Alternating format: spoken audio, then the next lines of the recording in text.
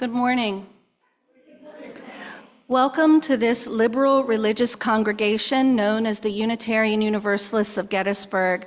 My name is Shannon Resch, and I'm serving as the worship assistant today. A special hello to those of us who are visiting us for the first time today, and to those who call this a second or third visit. We're glad you've decided to return. Some of us are bringing our best selves to this space, and some of us are bringing our struggling selves, including pieces we might be ashamed of. All of us are welcome here, and all of us are loved. Some of us already have open hearts, and some of us aren't quite there yet, because our hearts have gotten a little beat up this week. And maybe we've forgotten how to trust and open. Your heart is welcome here, no matter how bruised. You are welcome among us. All of us are imperfect, but we're here to drop our defenses and trust that what happens in worship is powerful and life-giving. Together, we affirm that this day and our being together can make each of us braver, more compassionate, and wiser than when we woke up this morning.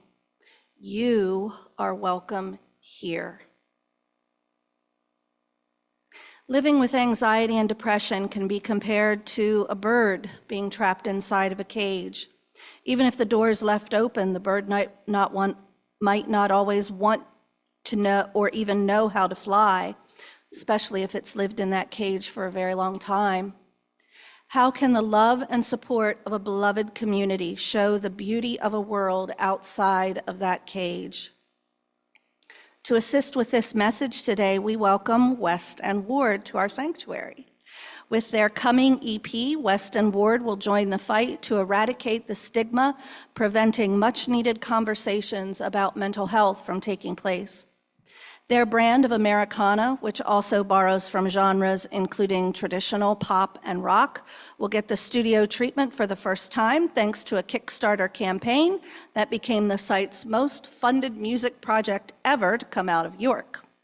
The duo consists of Elijah Cross and Macy, who began performing together in 2019. Taking their name from the actors who portrayed Batman and Robin on TV in the 1960s, their live shows similarly feature silly banter before getting down to business. Thank you both for your very enthusiastic yes to be with us today. All right. Our prelude today is the first of several selections being performed by our guests. They will be playing From This Valley, originally performed by the Civil Wars.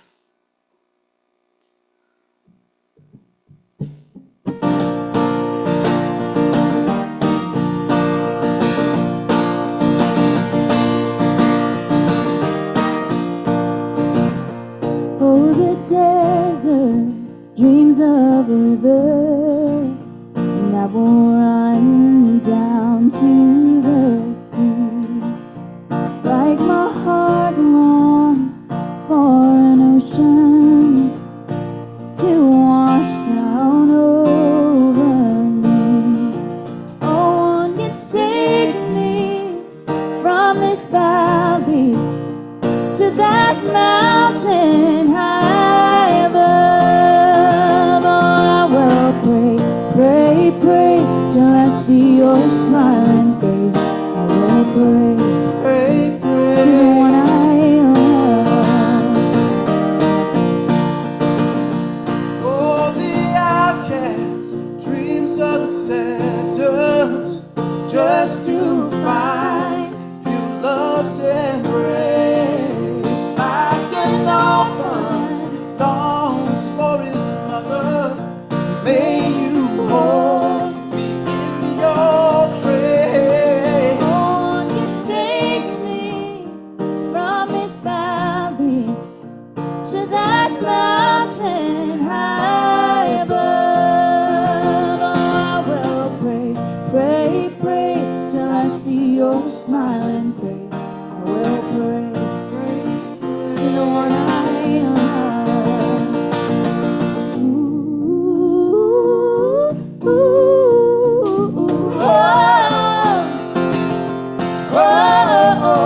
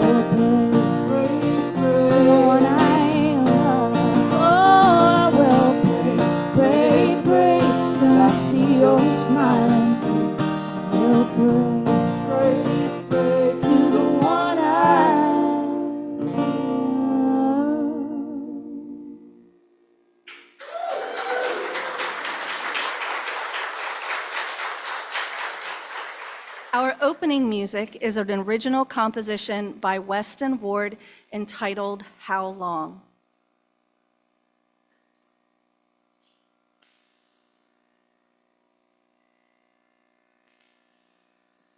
We have plans to do a lot of mental health advocacy work with our music in our upcoming release. And this song was written with that in mind. Probably the most personal thing I've ever committed to paper, which is why I make Macy sing the lead on it. I guess a portrait of what mental health struggles can look like for myself in certain experiences and for others I've come into contact with for whom this song has resonated.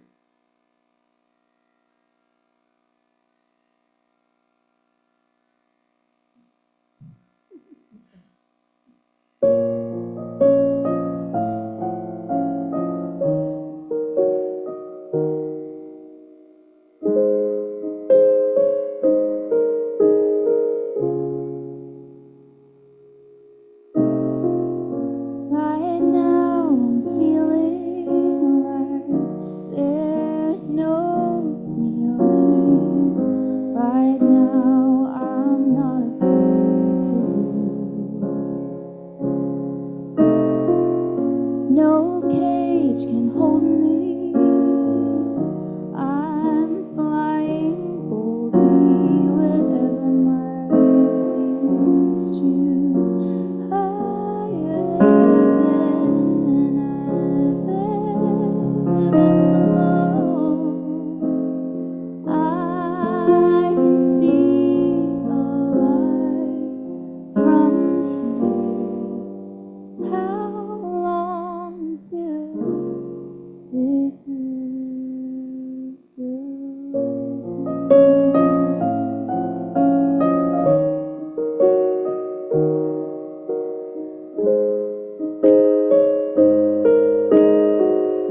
My mind is racing. I'm out here chasing every dream I once believed had passed away. Such a rush of freedom. I can't believe some people feel this every day. Higher than I've ever known. I can see it all so clear. How long till it disappears? I see everything that made me want to sing. I see everything that made me want to sing.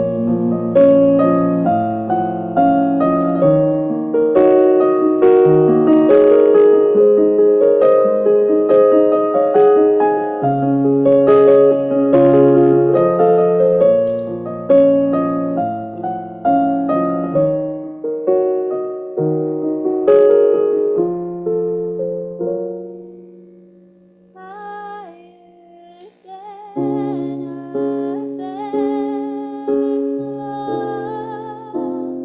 I can see the light from here.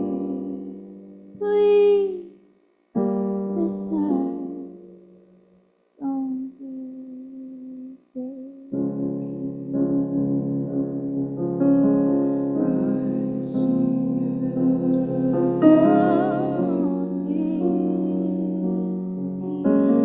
Made me want to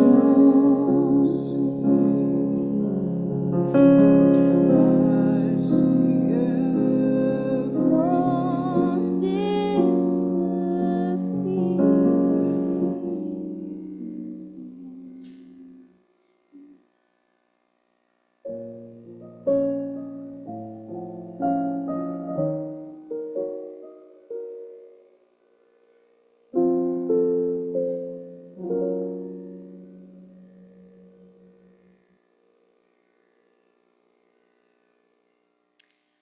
our time for all ages today, I have a story to share.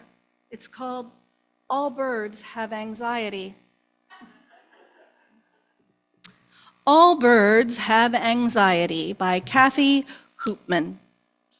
In a perfect world, everyone would cope with life just fine, and no one would be anxious or worried.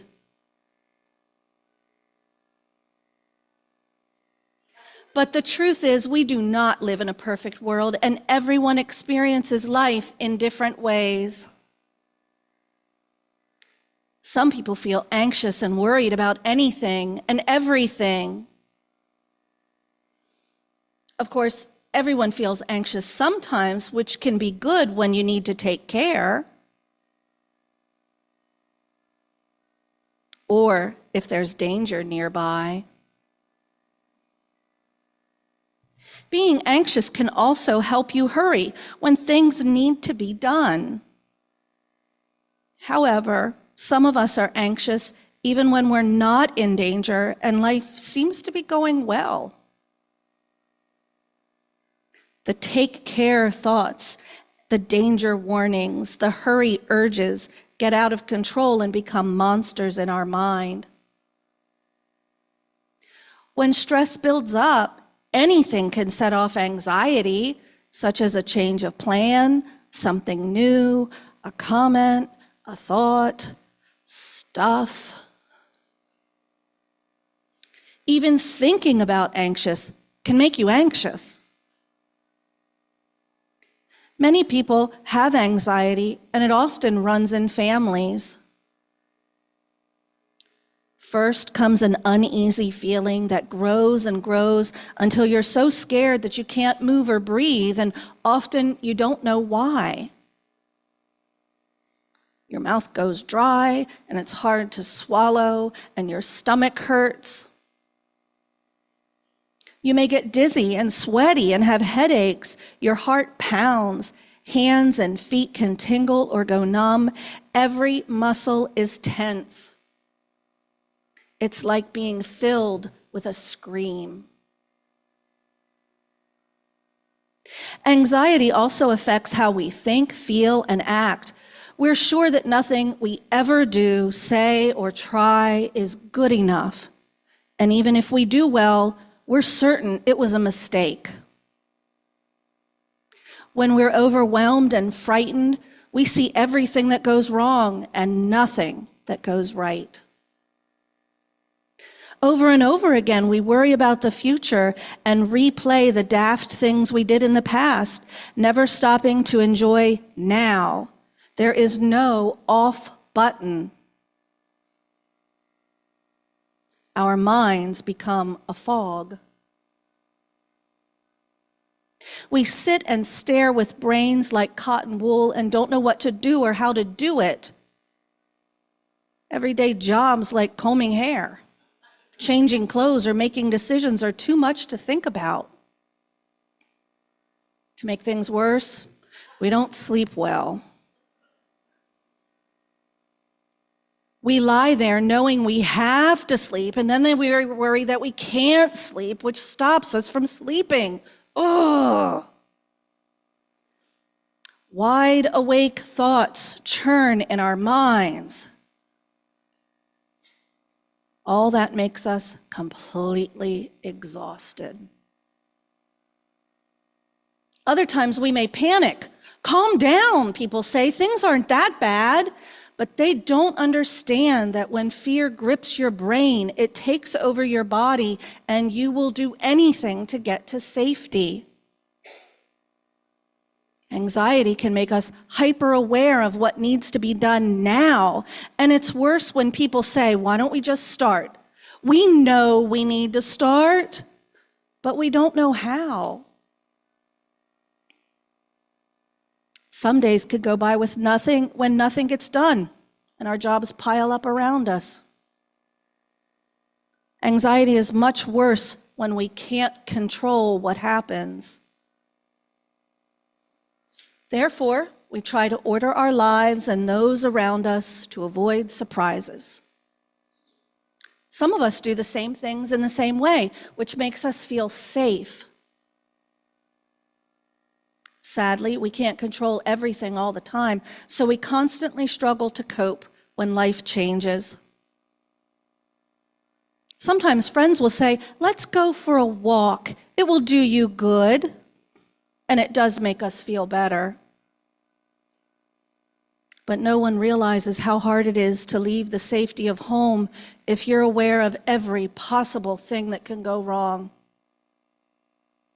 Even if we want company, the thought of being in a crowd fills us with fear. We have no idea what to say, where to go, or how to behave. We're worried that others will watch everything we do and judge us. Sometimes we're so tense that we can snap at others. Often we go off by ourselves, cancel plans, leave early, or just don't show up. It's hard for those around us when we act like that, and we are very sorry. We never meant to upset anybody. Other times we can pretend that life is fine, and we can have a laugh with friends. Can't keep that up for long, though, and soon need some time to be alone in a safe place. And if anyone comes looking for us, we hide. We don't have the energy to chat. Besides, we know they wish we felt better, and we don't want to let them down or be a bother. For a while, it helps to be by ourselves, and then we start to fear that we'll be alone forever. So it's like this. What you think affects how you feel. Then how you feel affects the way you act. Fearing the worst can make you feel and act as if you are helpless. But the fact is, you're not helpless, and there are things you can do to reduce the power anxiety has over your life. For example, avoiding something you fear makes it grow bigger and scarier in your mind. The amazing thing is, when you force yourself to face what scares you or start whatever it is you're worried about, the scariness shrinks. You don't have to jump in all at once. From a safe place, you can watch how others cope, and then you can have a little try with someone you trust. Until slowly, you're brave enough to face your fears on your own. And then you'll find that the things you thought would have been terrible have no real terror in them, and the things you thought would be horrible are not full of horror. It's also good to remember that anxiety is not your fault, and it will not rule you forever, and then you can practice choosing to think about things in a different way. Like, next time it will make me more anxious than doing it. I don't have to be perfect. It's great. I tried my hardest. The world won't end if I made a mistake. It can help you if you don't fear anxiety when it comes along. Instead, accept it with an annoyed sigh. Oh, it's you again. Seeing it as something outside of you gives you power over it. Exercise, plenty of sunshine, and a healthy diet are all a huge help. So is snuggling a pet. Being with those who listen to us and accept us makes a world of difference. Learning how to relax and breathe deeply can bring peace. Caring for others in need can help you forget your own worries for a while. Until finally, there will come a time when you can glide through your days without anxiety. Then you can look forward to whatever the future brings. And even better, you can be happy living it. For our time for meditation, let us reflect on these words from Rebecca Parker. Even when our hearts are broken by our own failure or the failure of others cutting into our lives, even when we've done all we can and life is still broken, There is a universal love that has never broken faith with us and never will. Please take a moment of silence and contemplation, and then we'll join Weston Ward in singing Spirit of Life, which is number 123 in your gray hymnal.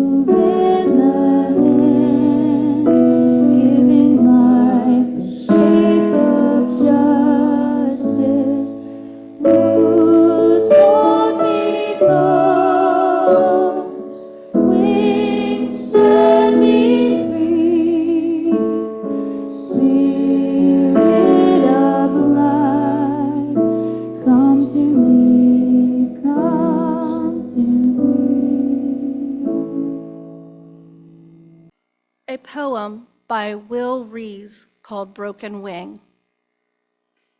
I feel like a bird with a broken wing, damaged by all the bad I've seen.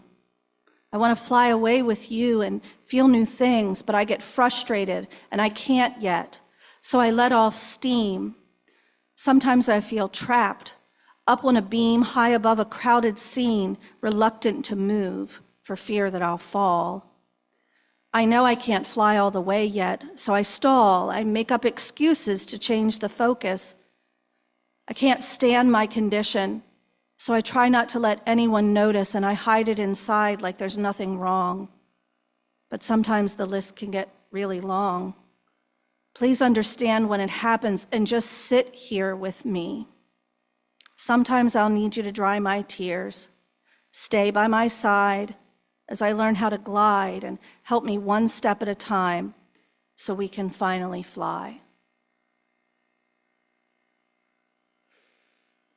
Several months ago, when I had a chance to sit and visit with Macy Kay here of Weston Ward, we had a chance to discuss their shared passion to have conversations about mental health and their work to eradicate the stigma around those conversations. And when planning for our time together today, the focus narrowed to discussing depression and anxiety. And from that was born the following thoughts of a worship assistant on Weston Ward Sunday.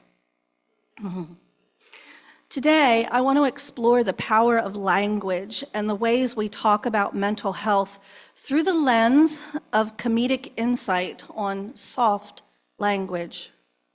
George Carlin, gone now some 16 years, was known for his sharp wit and social commentary. He challenged societal norms and conventions, often using humor to illuminate deeper truths about the human experience. In his bit about soft language, Carlin critiques the euphemisms and politically correct terms that society often employs to avoid uncomfortable truths or to sugarcoat reality. I found the first few minutes of his bit to allow some insight into the nomenclature of conditions of mental trauma.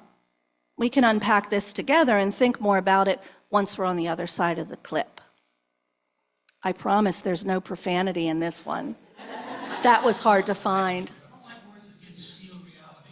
I don't like words that hide the truth. I don't like words that conceal reality. I don't like euphemisms or euphemistic language. And American English is loaded with euphemisms because Americans have a lot of trouble dealing with reality. Americans have trouble facing the truth. So they invent a kind of a soft language to protect themselves from it. And it gets worse with every generation. For some reason, it just keeps getting worse. I'll give you an example of that. There's a condition in combat Most people know about it. It's when a fighting person's nervous system has been stressed to its absolute peak and maximum, can't take any more input. The nervous system has either snapped or is about to snap. In the First World War, that condition was called shell shock. Simple, honest, direct language. 2 syllables. Shell shock. Almost sounds like the guns themselves. That was 70 years ago. Then a whole generation went by, and the Second World War came along, and the very same combat condition was called battle fatigue. 4 syllables now. Takes a little longer to say. Doesn't seem to hurt as much. Fatigue is a nicer word than shock. Shell shock. Battle fatigue. Then we had the war in Korea, 1950. Madison Avenue was riding high by that time, and the very same combat condition was called operational exhaustion. Hey, we're up to 8 syllables now. And the humanity has been squeezed completely out of the phrase. It's totally sterile now. Operational exhaustion. Sounds like something that might happen to your car. Then, of course, came the war in Vietnam, which has only been over for about 16 or 17 years. And thanks to the lies and deceit surrounding that war, I guess it's no surprise that the very same condition was called post-traumatic stress disorder. Still 8 syllables, but we've added a hyphen. And the pain is completely buried under jargon. Post-traumatic stress disorder. I'll bet you if we'd have still been calling it shell shock, some of those Vietnam veterans might have gotten the attention they needed at the time. I'll bet you that. I'll bet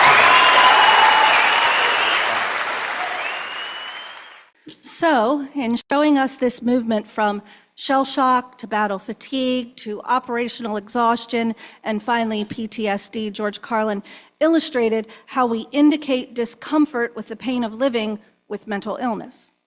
His insights remind us of the ways in which language can both illuminate and obscure truth.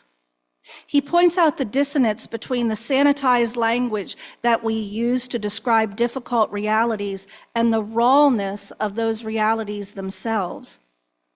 In doing so, he invites us to consider the ways in which language can shape our understanding of the world and influence our perceptions of reality.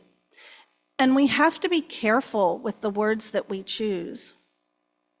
Everyone has experienced periods of sadness. Many of us in here this morning have felt the physical effects of being nervous when trying something new. Some of us would rather lay in bed than go to work in the morning. Those are real and true human feelings and reactions. Calling them depression with a capital D or anxiety with a capital A would be misleading. Depression is simply not feeling sad or anxiety being a little bit nervous. Both are complex, multifaceted conditions that profoundly impact a person's life. And it's important to be mindful of the language we use when speaking about depression and anxiety, ensuring that our words reflect empathy, understanding, and respect. We must resist the temptation to minimize or dismiss experiences of those who are suffering, recognizing their pain is real and it's valid. Imagine a bird confined within a cage. Its wings must flutter against the bars, longing for the vast expanse of the sky. In many ways, depression and anxiety can feel like that cage, constraining, isolating, limiting one's ability to fully embrace life. They may long to soar through the open sky, but find themselves confined by the bars of their very own thoughts and emotions. As Unitarian Universalists, we are called to create communities of radical inclusion and acceptance, where all are welcomed and valued regardless of their struggles. We must be willing to engage in honest dialogue about depression and anxiety, challenging the stereotypes and the taboos that prevent so many from seeking help and finding healing. We must strive to create spaces where all feel safe to share their stories and seek the support that they need.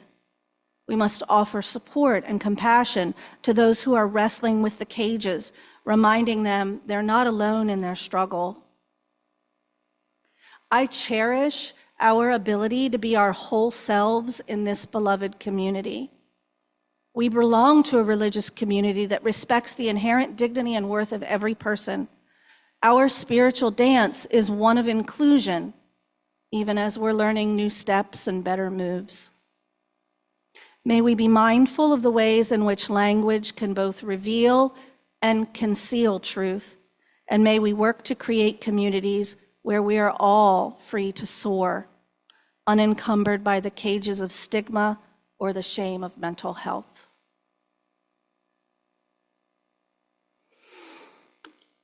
Our final musical performance by Weston Ward this morning is another original composition entitled Battlefield. I've always wanted George Carlin to open for me.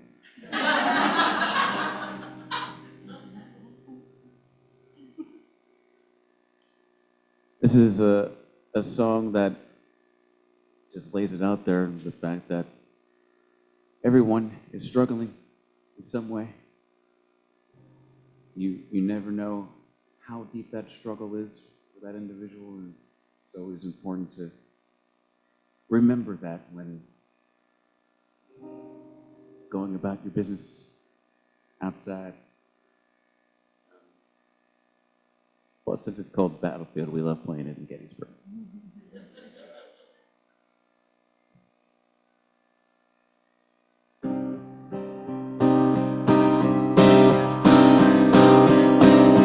Here they come, every demon I've been keeping at bay. All of my day, I can run, but I've been finding there's no hiding for long. It's time to be strong for a while, so I can finally close my eyes. Oh, make no mistake, every moment I'm away, I'm on a battlefield. I'm so deep in this fight, every morning, every night, I'm on a battlefield.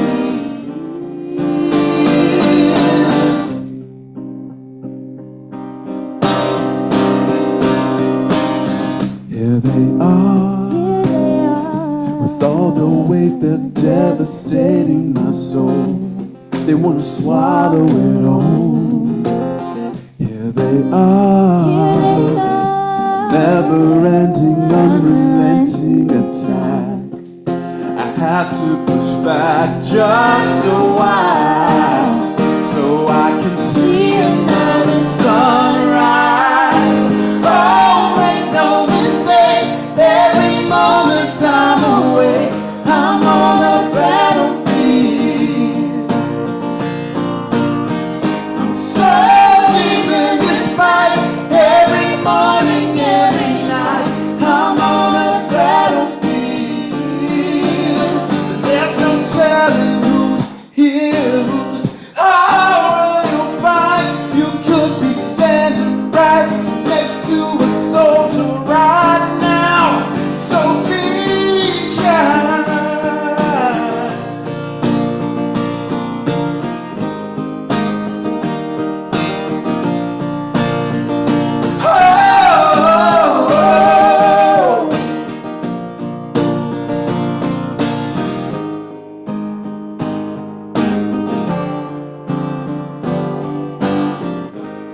Oh, make no mistake, every moment I'm away, I'm on a battlefield.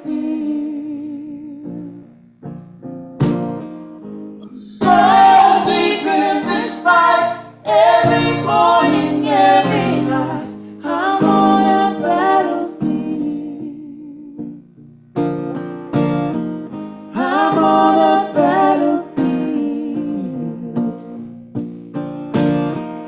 I'm on a battlefield.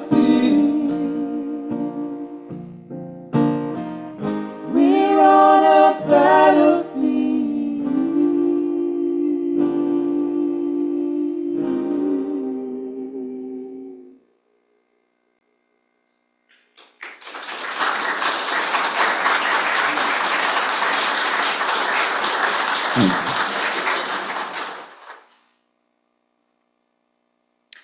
Reverend Linda Goodwardine gives us these closing words for the day. May we hear the music of our spirit and let our life lightly dance on the edges of time. May we be able to look into the eyes of another and see ourselves. May we feel suffering and despair and know that transformation is possible. May we understand that we're more than a diagnosis and we are not alone. May we know that may we know that everyone is right because of their journey.